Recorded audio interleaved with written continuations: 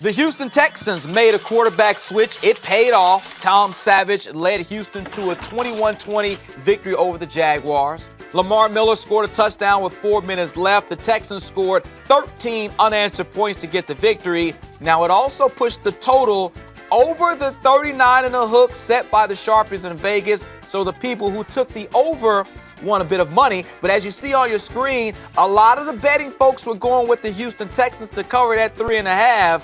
And they certainly did not do that, taking the L. Dylan, you a little bit surprised at how much money was on the Texans in this one? No, Jaguars suck.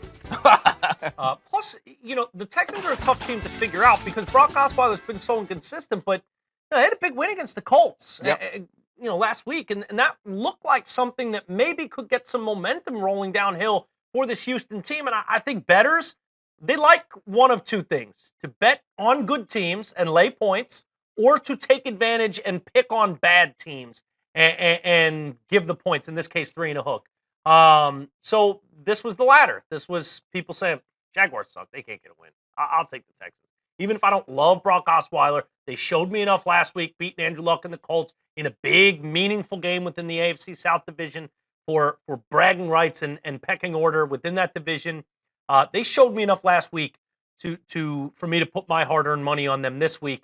Because let's be honest, 3.5 was not that much. I'm surprised. Okay. I thought they would cover the 3.5. And that total is low. It just goes to show how little faith Vegas has in Blake Bortles in that offense.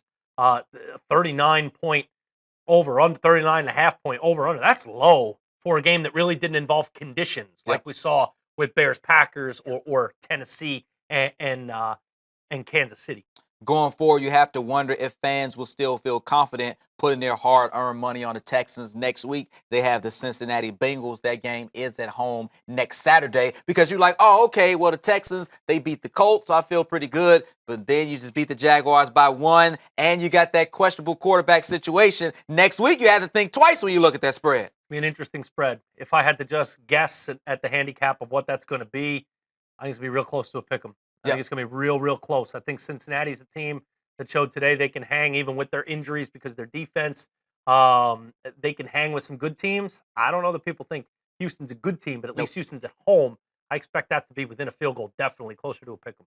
Bengals and the Titans, those are the last 2 regular season games for the Texans.